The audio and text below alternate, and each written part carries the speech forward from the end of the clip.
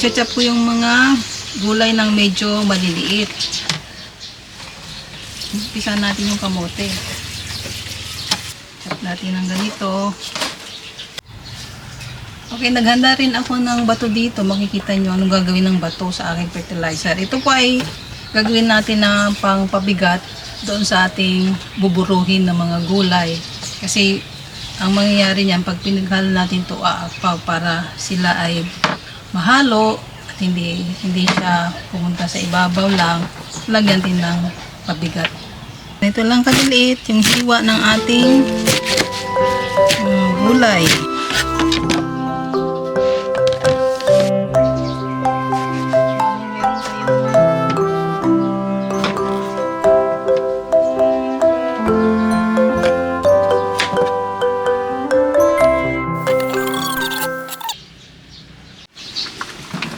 So ito ay malinis na lagayan, dito ko ibuburo.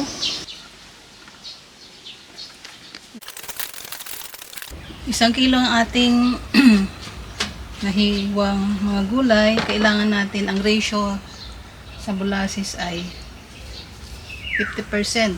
So kung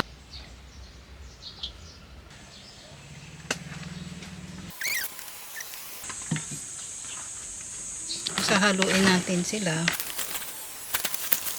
Okay. Tatakpan. Pero bago natin takpan, nadagyan natin siya ng pabigat.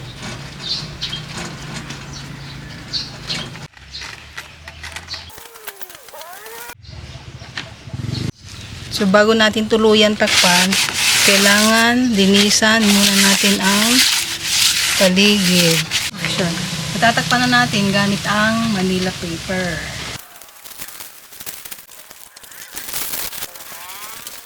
Tapos na yung paggawa natin, lalagyan natin ng petsa kung kailan natin ginawa at ito ay ibuburo natin ng at least 7 araw. Mas matagal. Tatabi natin sa malilim, yung walang direktang sikat ng araw. So medyo malamig na lugar, madilim, para maganda yung pagka. Okay.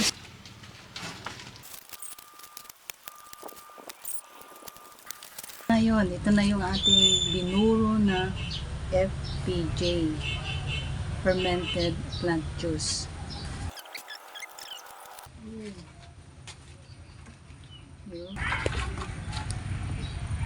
Yan, oh.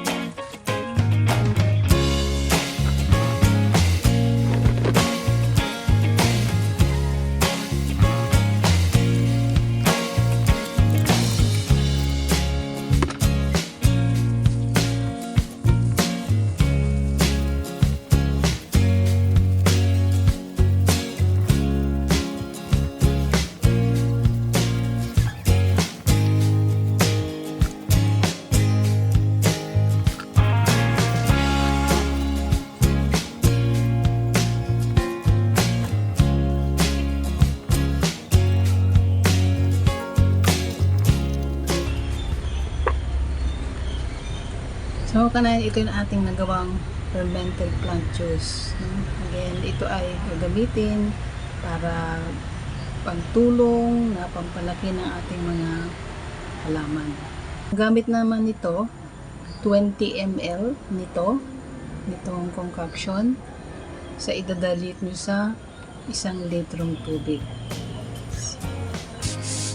Organic fertilizer sa ating pananim. Ito, hugasan ko, pandilig din kasi meron pa yung nutrition. Salamat!